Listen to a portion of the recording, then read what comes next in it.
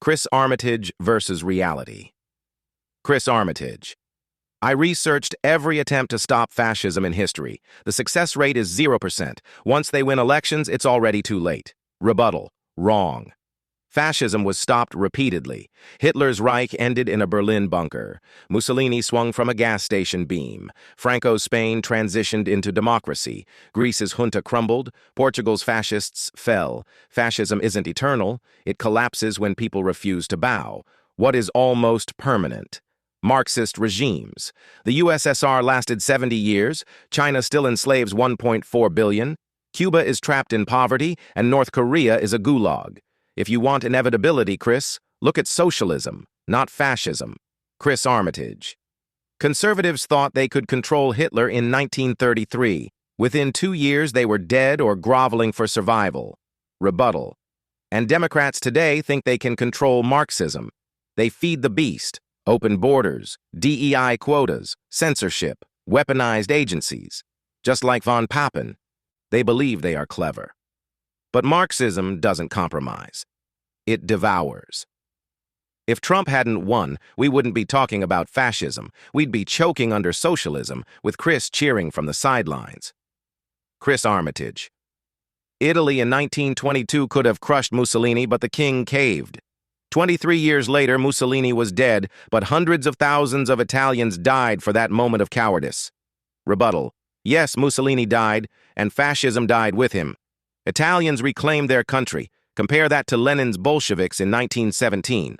No king caved. They took power and never gave it back. The USSR enslaved half of Europe until 1991. That's not 23 years. That's generations. Which system is more complex to stop? Chris Armitage. Spain's republic begged for help in 1936. Nobody stopped Franco. He ruled for 39 years. Rebuttal. And when he died, Spain became a democracy. Contrast that with Cuba. Castro took over in 1959, and here we are in 2025. Cubans still risking their lives on rafts to escape. Chris cries about Franco, but says nothing about the Marxist dictators who outlived him by decades. Why? Because he refuses to acknowledge that the Marxist record is worse. Chris Armitage. Fascists use violence and always win. Democrats follow rules and always lose. Rebuttal. Really? Tell that to the Allied troops who stormed Normandy and crushed Hitler. Tell that to the Italian partisans who dragged Mussolini through the streets. Violence didn't just work for fascists. It worked to end them. But Marxism? Violence only props it up. Stalin murdered millions, Mao starved millions, and Pol Pot slaughtered a third of Cambodia. Those regimes didn't collapse from within. They collapsed after decades of suffering. Chris pretends fascism is unstoppable while ignoring the far longer, bloodier record of socialism. Chris Armitage. The U.S. is already finished. The window closed. Trump is above the law. Rebuttal. Wrong again. Trump won because the American people saw through the Marxist lie. They weren't as stupid as Chris thought. He calls it fascism. In reality, it was millions of voters saying no to Marxism, globalism, and the destruction of American sovereignty. America hasn't fallen.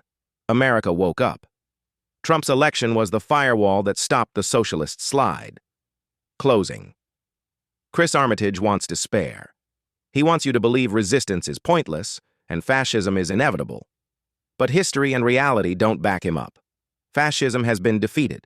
Socialism drags on. And in 2016, Americans chose to reject both the Marxist future Chris wanted and the inevitability he claims. Trump won because Americans weren't fooled. Chris and his fellow Marxists bet against the people and lost. Please like, comment, and subscribe.